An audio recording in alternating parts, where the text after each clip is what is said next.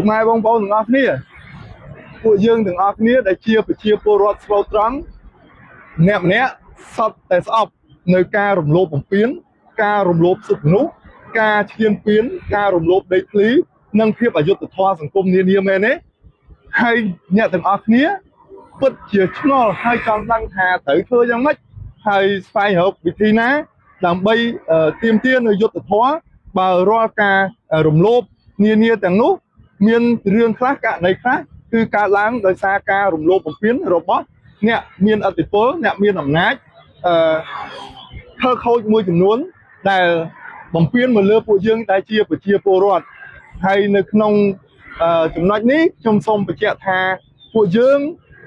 សូមគំរាមតម្លៃចំពោះជនខលខូចដែលមានឥទ្ធិពលមានអំណាចទាំងអស់អីព្រោះថាមន្ត្រីរាជការក៏ដោយអាជ្ញាធរក៏ដោយសមត្ថកិច្ចក៏ដោយមិនមែនសុទ្ធតែមានករណី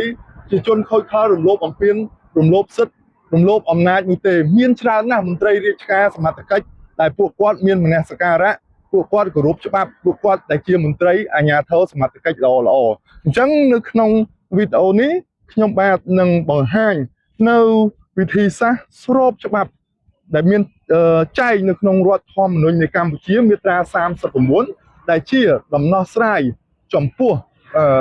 ការរំលោភបំពាននានារបស់ជនដែលមានឥទ្ធិពលជនដែលមានអំណាចមកលើពួកយើងដែលជាប្រជាពលរដ្ឋស្លូតត្រង់ងាយរងគ្រោះគ្មានទីពឹងបងប្អូននៅក្នុងមាត្រា39បានចែងថាប្រជាពលរដ្ឋខ្មែរមានសិទ្ធិប្តឹងបរិហាប្តឹងតវ៉ា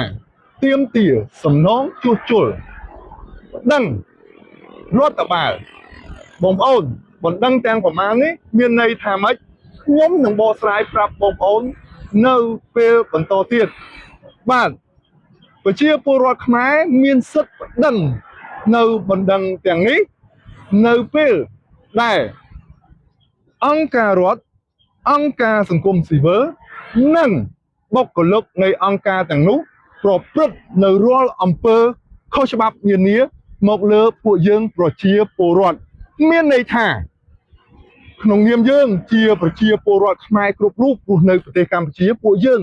មានសមភាពស្មើភាពគ្នានៅចំពោះមុខច្បាប់ឧទាហរណ៍បណ្ដឹងរដ្ឋបាលនៅពេលដែលមន្ត្រីរាជការសមត្ថកិច្ចឬក៏ថ្នាក់ដឹកនាំខលខូចណាមួយដែលគាត់ប្រព្រឹត្តអំពើខុសច្បាប់ពួកគាត់ពិតជាអាចរងនឹងការចោទប្រកាន់យ៉ាងពិតប្រាកដពីអំណាចច្បាប់មិនមែនអនុវត្តតែសម្រាប់ពួកយើងដែលជាប្រជាពលរដ្ឋទុនខ្សោយនោះទេហើយអ្វីបើខ្ញុំនិយាយអញ្ចឹងនេះជាការនិយាយរបស់ខ្ញុំមិនមែនទេគឺច្បាប់បាននិយាយអញ្ចឹងមាត្រា39នៃរដ្ឋធម្មនុញ្ញបងប្អូនអាច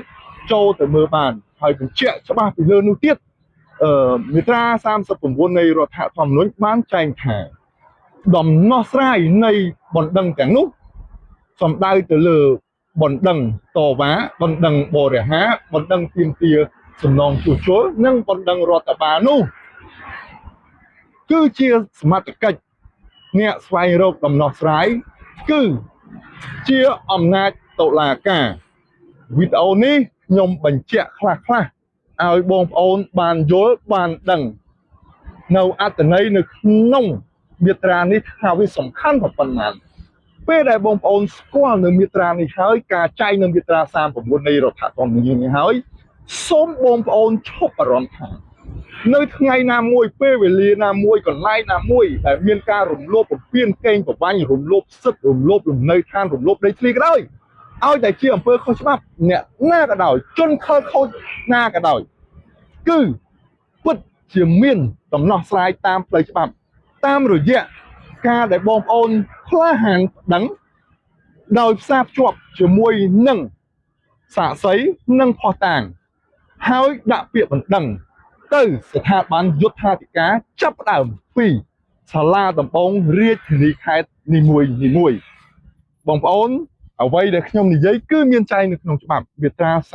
39នៃរដ្ឋធម្មនុញ្ញអញ្ចឹងខ្ញុំសង្ឃឹមថាការចែងនៅក្នុងរដ្ឋធម្មនុញ្ញមាត្រា39នេះបន្ទាប់ពីខ្ញុំធ្វើការអធិប្បាយនេះ បងប្អូននឹងបានយល់បានដឹងហើយខ្ញុំនឹងបន្តបកស្រាយនៅវីដេអូក្រោយមួយទៀតអញ្ចឹងបងប្អូនឈប់អារម្មណ៍យើងមានច្បាប់ល្អយើងមានធម៌មនុស្សសិទ្ធិមនុស្សនិងប្រជាធិបតេយ្យការពារយើងការពីមុនបងប្អូនអាចនឹងមិនទាន់ដឹងថាអើយមិនដឹងថាទៅរហូតដោះស្រាយយ៉ាងម៉េចមិននឹងហ៊ានប្តឹងគេបជនខលខូចនោះគាត់មានអធិពលជនខលខូចខ្លះទៅគាត់មានអំណាចជាគាត់ជនខលខូចនោះខ្លះទៅគាត់ជាសម្ដេចបកិច្ចជាអាជ្ញាធរផងយើងមិនហ៊ានយើងជារដ្ឋពលរដ្ឋតែអត់ទេនៅក្នុងច្បាប់បានចែងច្បាស់ថាពួកយើងជាប្រជាពលរដ្ឋមានសិទ្ធិស្មើគ្នានៅចំពោះមុខច្បាប់ដូច្នេះបងប្អូនប្រកាសជាមានភាពកក់ក្ដៅតិចហើយបន្ទាប់ពីទទួលបាននៅការបកស្រាយនេះហើយនៅតែអ្វីដែលជាការអនុវត្តរបស់ពួកយើងទេបងប្អូនខ្ញុំសូមបញ្ចប់វីដេអូនេះត្រឹមនេះសិនហើយខ្ញុំនឹងបន្តអត្ថន័យដ៏ច្បាស់លាស់នេះនៅវីដេអូក្រោយហើយសូមអរគុណច្រើនចំពោះការតាមដានការ share ចែករំលែកហើយថ្ងៃនេះខ្ញុំបានមកផ្ដិតវីដេអូនៅម្ដុំកន្ត្រកវិលនេះក៏ក្បែរផ្ទះខ្ញុំដែរប្រហែលជា300ម៉ែត្រទេហើយស្ថិតនៅក្រុងសៀមរាបខេត្តសៀមរាបនៃប្រជាជាតិណាចក្រកម្ពុជាដើម្បីឲ្យបងប្អូនបានឃើញនៅទស្សនវិជ្ជាផ្លែកខ្លះអញ្ចឹងចុងក្រោយជូនពរពុកម៉ែបងប្អូនទាំងអស់គ្នាសុខភាពល្អជោគជ័យគ្រប់ភារកិច្ចការងារស្រឡាញ់គ្នារួបរวมសាមគ្គីគ្នាក្នុងនាមជាជាតិពិន្ទុខ្មែរដូចគ្នាបាទសូមអរគុណសូមជម្រាបលា